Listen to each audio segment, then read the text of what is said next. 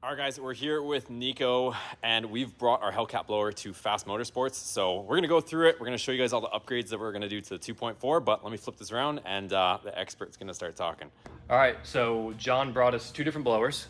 Yeah. The This one... Yeah, you can kind of go over that if you want. Kind of, I don't know, did you buy it burnt or did So it happen? everybody on the channel knows that this one came out of our burn car. So I thought the inside of this one looked good and the rotors were not chipped, but Nico was telling us that don't always, judge it just on that. Right, yeah, so basically, the rotors look great. I'm sure it's off a stock car and it had no miles. I'm not sure why it caught on fire, but the worrisome part is like what other seals that are inside the blower that we usually don't change out during the whole process, they could be damaged. And the last thing you want to do is put money and time into this and then have to use the other one anyway. So our kind of thought was that one, maybe save that for a rainy day and then just continue on with this one. So this one has a little bit like light rotor scoring, which is normal.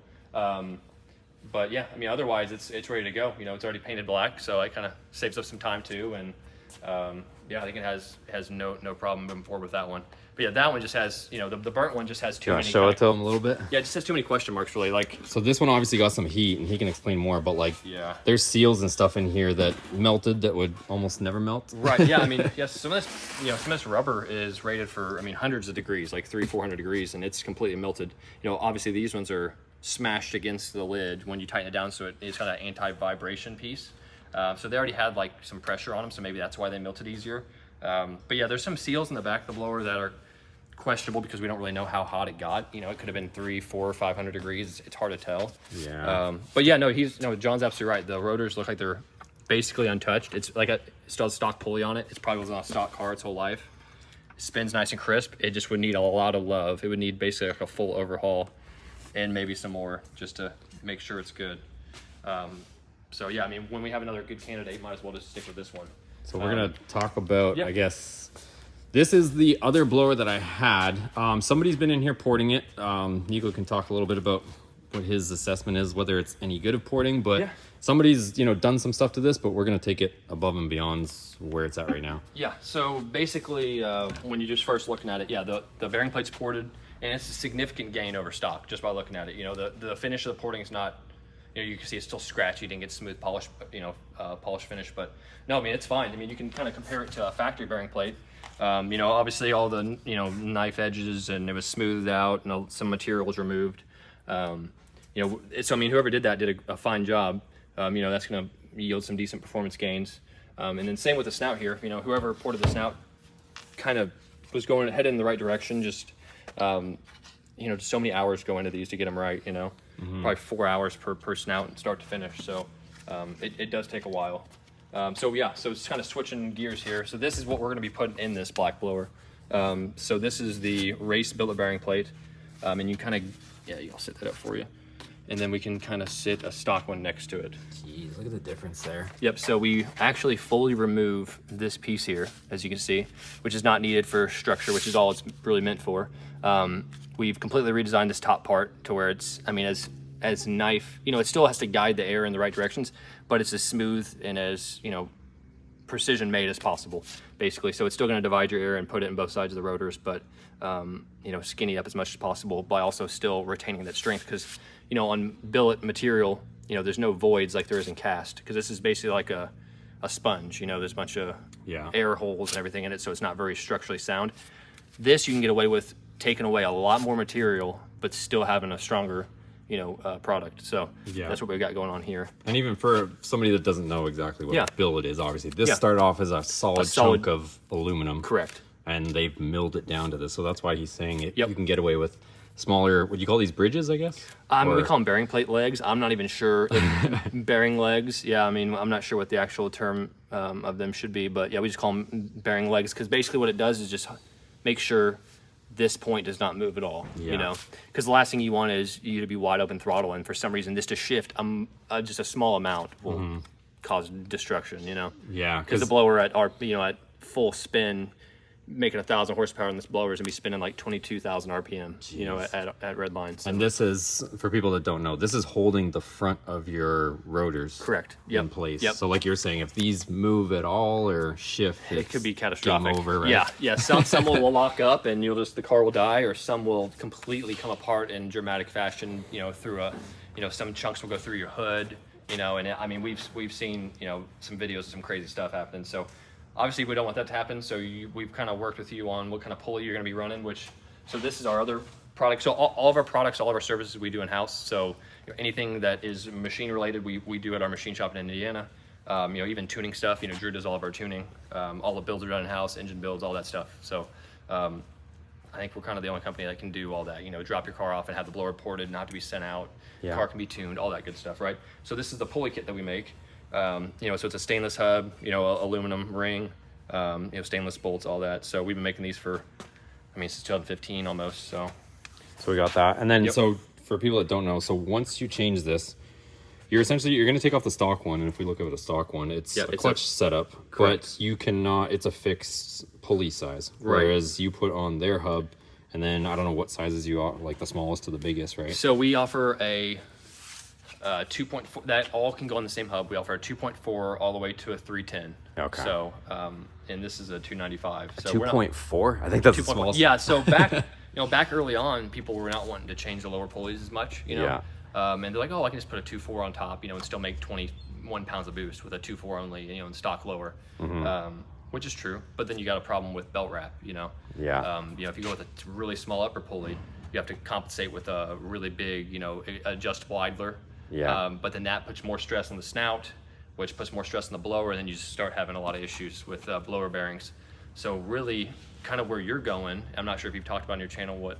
Not too much as far as pulley and boost. So we have a ATI lower that we're going to use, right, with the 15%. Yep. So that is a great thing because, and it's kind of what so we're making a product kind of similar-ish, but it's along the same lines where you really want to use as big of a lower pulley as possible, because then you could have more belt wrap up top, because now you don't have to run a 2.6 upper and 10% lower. You can run a 50% lower and a 295 upper, make the same boost, and now you have a more belt wrap around the upper pulley, you know, so without having to use an adjustable idler, you know, so that's a huge deal. So I think that's going to be kind of a wave of the future. People are probably going to stop.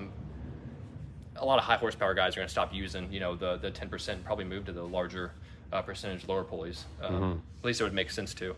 Yeah. But and on the snout here, you know, I know we kind of touched base on it, but get a good look at this, because once you get it back, it's going to be basically a mirror finish. All right, so Nico has laid out for us a completely stock snout. Mine that's been ported by we don't know who, but Nico's going to end up porting it for us. He said there's quite a bit more material that he can remove out of this, and then he also has a billet snout option, so I'm going to let him talk a little bit more about that. Yeah. So there are basically, I mean, the last couple of years we've been refining a bunch of new designs. Like we even have a billet lid that, I mean, if we have one in time, we'll for sure let you test out as well. That actually has more volume and stuff. We still have some testing to do to see what kind of gains that will yield. But yeah, so when it comes to like these snouts, so this is a completely stock factory snout. We will go through, I wish I had a finished one here. Like I was telling John, he'll have him put some pictures up, but we go through, we hog out this thing completely. And what kind of makes us different is we go through and make sure everything's perfect. So we actually port and polish it. So we polish it as in, like, we go through with actual polishing compound, make sure everything almost has no scratches at all. It's smooth as butter, really, you know, like, because the last thing you want, you know, friction is heat, you know, and turbulence causes friction, friction's heat. So the last thing you want to do is have any tumbling effect. So everything needs to be smooth, air needs to be guided in the right direction, make sure everything needs to be as slippery as possible, you know. So then you look at his snout, which is, like I already mentioned, is kind of done well. It's missing some stuff, and obviously we need to take out a lot more material and smooth it out, but it's a good starting point for us, and you know, there's nothing that's going to cause us any issues. You know, it's barely been touched, really. Yeah, and as far as the billet snout goes, so, you know, regularly on a ported setup, you know, we've done a lot of testing with this, so I feel pretty confident saying this. So, you know, our ported blowers, depending on the car, you know, like I was just telling John, you know, if you're running, let's say you start at 15 pounds of boost, so you say you have a 285 upper only stock lower, that makes about 15, 16 pounds. You know, the difference when it comes to the porting, you know, you'll pick up 40 to 60 horsepower on a full ported blower with that setup. But once you start really pushing the car and the blower, you know, and say you're on a 2.7 up or 10% lower, you say you're making 19, 20 pounds of boost already, you're going to see a lot bigger gains because you're already moving more air. You know, you're basically, the choking point of the engine and motor setup is going to be the blower. You know, you're going to have a restriction at the throttle body, at the snout, and mainly, depending on the year, the bearing plate. Because as I explained to John, there actually is a difference between the 18 and up bearing plates, which is this one right here, and then the 17 or the 15 to 17, which is this one. You know, they skinny the legs up a lot, and you actually, if you just swap blowers from a 15 to 17 to an 18 and up, you gain about a pound of boost and 20 to 30 horsepower actually, which is just a kind of a fun fact. But yeah, so when it comes to like our billet snout though, you know, that is kind of a big gain even over our ported snout. So about a year ago, or no, I guess it's been a year and a half ago, we designed them. We had a couple of test products made. We threw one on a Trackhawk we had at the shop. The Trackhawk with our ported blower made like 949. After the billet snout, which was the only modification, it made 1,000. It picked up like 61 horsepower and 59 torque. So a massive amount is like 2 point something boost gain. So it's like a 2.5 pound boost gain. I'll just switch in the snout. So that's pretty significant. So I think what our plan is, and you know, I'm sure John will fill you guys in as well, but I think we're just going to start with the regular ported setup. So that's the Dominator package, which is upgraded bearings, you know, bearing plate, ported snout, you know, upgrade bearings in the snout, but utilizing the stock ported snout. But then we're going to, you know, because John's going to have the perfect motor candidate for it, you know, we're going to be able to make over 1,000 easy with that. So the billet snout is going to be the next step, I think. Once we get some in stock, we'll send one to you and you can, you know, test it yourself and kind of see. But I think you'll be really pleased with it. Because the gains are just kind of crazy for just swapping a snout. Definitely. So, and then last thing, I don't know if we talked about the bearings, right? We're putting upgraded bearings in it? Upgrade bearings, yep. So, and so the stock bearing is a class 0, just a radial ball bearing that comes in the Hellcat blowers. It's not even really meant to be spun at the factory speeds. You can kind of get away with it just because, you know, they might be rated at 14,000, but they can spin to 19,000, just kind of how companies rate stuff, you know, on the safe side. Now these bearings are good for 24,000. We're never going to do that just because the other components in the blower aren't rated for that. You know, you could put bearings in there already for 30,000. Doesn't mean the rotors and the speeds and the design of the blower can handle 30,000 RPM. So we're comfortable with spending 21, 22,000, which with your pulley combo, we're going to have to work through it just because the bigger, lower pulley is kind of different, you know. But I think a 295 maybe or a 285 will get you in the ballpark of even with your cam, low 20 PSI, and I mean, well into the 1,000 horsepower range, I imagine. So, but yeah, I think that's kind of the way to go. And you know, these bearings, we've been using them for years now. We work specifically with a bearing manufacturer to make them. So that's a pretty crucial part, you know. But now there's such good information out there online now that, you know, you really can't run a bad bearing, and plus the quality of stuff's so much better now, you know. Before I headed down here, he said that a 2.4 was maybe the better option to go for versus a 2.7. By far. I don't know if that's going to be controversial, but I kind of wanted you to touch on that. It really shouldn't be. It's kind of, I think it's kind of known now. You know, we've been saying that for years. Basically, like, we get questions every day. It's like, you know, hey, I have a 2.4. Can you guys do like a core exchange for a 2.7? You know, how much money is it? Or should I just buy one outright? Which the answer is, yeah, we can provide you a 2.7 and have it ported and everything. The only problem is, you know, you're starting with kind of a subpar design, an inferior design, really. You know, it's the same blower, it's the same casing. So everything in a 2.7, a 2.4 from the outside of this area is exactly the same. So what they did was they elongated the rotors. They took away some from the bearing plate. The 2.7 bearing plate's like less than a ½ inch thick. You know, so it's real skinny. This is what, 1.25 inches, 1.5 inches. So they took up that space, and they also shortened the snout up by a little bit, and they actually recessed all these pins inside of this, and then you have this right here is actually external, so this part sticks out. So that's how they were able to save a little bit of space and elongate it from a 2.4 liter to a 2.7. But that came at a kind of a price. So with the elongated rotors and the rotor pack, you have more rotor deflection, so it has more movement up and down, side to side. So at high speeds, it's not sustainable or not reliable for sure. So you'd be more comfortable spinning a 2.4 higher? I would. Yeah. I would. Now, if you have a 2.7, say you have a redeye and you already have a 2.7, keep the 2.7. Just be smart. Talk to your tuner. Make sure they're not revving it to 7,000 with a 2.8 upper pulley, because that's another misconception. You know, it's like, oh, hey, what pulley should I run on my car? Well, you know, the more important point is what are you revving it to? You know, because if you're stopping at 6,200, as opposed to 7,200. You know, your blower at 6,200 with a 2.7 pulley, let's say it's spinning, let's just throw a number out, 20,000 RPM. But if you're at that same pulley combo revving another 1,000 RPM, that could raise it 5,000 RPM of the blower. So instead of doing 20,000, you're at 25,000 at redline. You know, it's the most important thing is what's your RPM.